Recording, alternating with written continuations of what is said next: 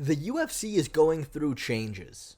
The same kind of changes your mom did when she divorced your dad and got with a black guy.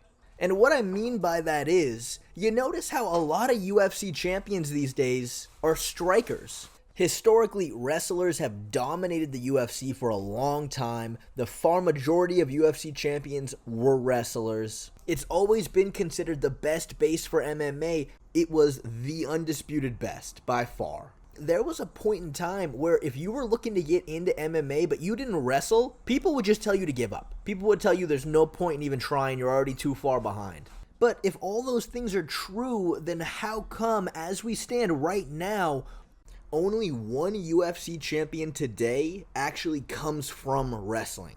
And that's Jon Jones. Now, if you want to get really technical, Volkanovski did do a little bit of wrestling growing up. He started when he was 12 and then quit when he was 14. So I don't know if that really counts as him having a base in it, but I guess you can count him. Then Islam Makhachev, he didn't actually compete in any wrestling before MMA. He competed in Sambo. But as everyone knows, Sambo is fake and his skill set is wrestling and judo. So if you want to count him and Volkanovski, then you've got 3. Volk is really on the edge, but okay, 3. The other 5 are strikers. Why is that? Historically, when really high-level wrestlers fight strikers, they just take them down all 5 rounds and smash them. But that has not been the case recently. But why is that? Is wrestling falling off? Is it not as good as it used to be? Is it just completely useless and a waste of time and we should all just stop wrestling? Well, I think there's a few reasons for all this and we're going to get into it right now.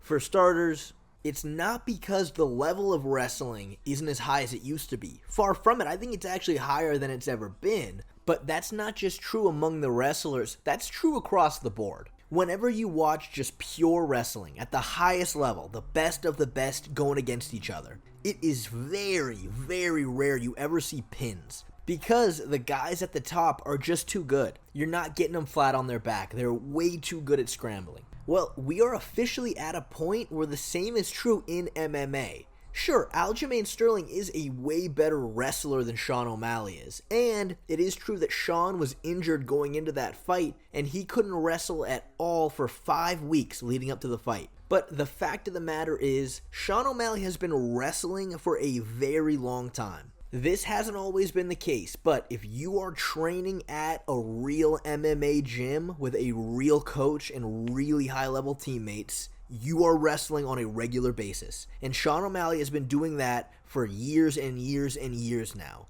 He's not as good as Aljo, don't get me wrong. If he just had a standard wrestling match against Sterling, he'd lose. But his wrestling is high level. And he was able to defend Aljo's takedowns. And he is a way better striker. He's a lot longer and he has a lot of punching power. So he beats Aljo. The exact same thing can be said for Leon Edwards. Kamaru Usman is the far better wrestler, but Leon has been grappling for years, which allowed him to defend a lot of Usman's takedowns, and when he did get taken down, he was good enough to be able to stand back up without taking any significant damage, and is such a better striker, he wins the fight.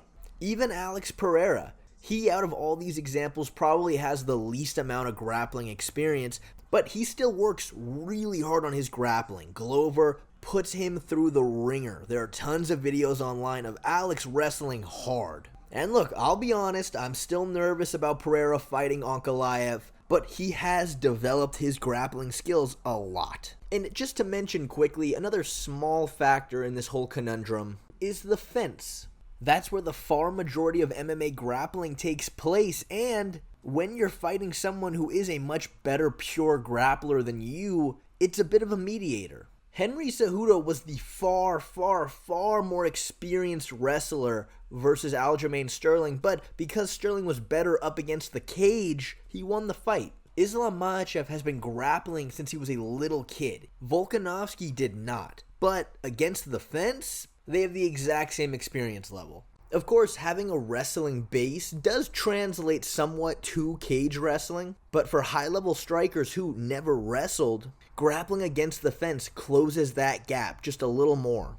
I would say the final but possibly biggest reason why strikers are having so much more success today is everybody is finally aware of the judging criteria. For years and years, Daniel Cormier was Trojan horsing this narrative that even if you're getting pieced up on the feet for almost the entire round, if you were able to get just a couple takedowns, a good 30 seconds of control time or so, he was saying you could have lost that round. He wasn't the only one, but he definitely was the most annoying about it. That's why I pick on him.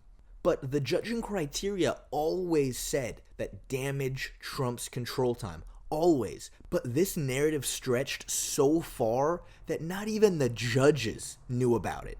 In the third round of Jalen Turner versus Gamrot, Jalen dropped him bad, was piecing him up, definitely did way more damage, but Gamrot, he got a takedown and got a crucifix at the very end for 20 seconds, and the judges gave it to him.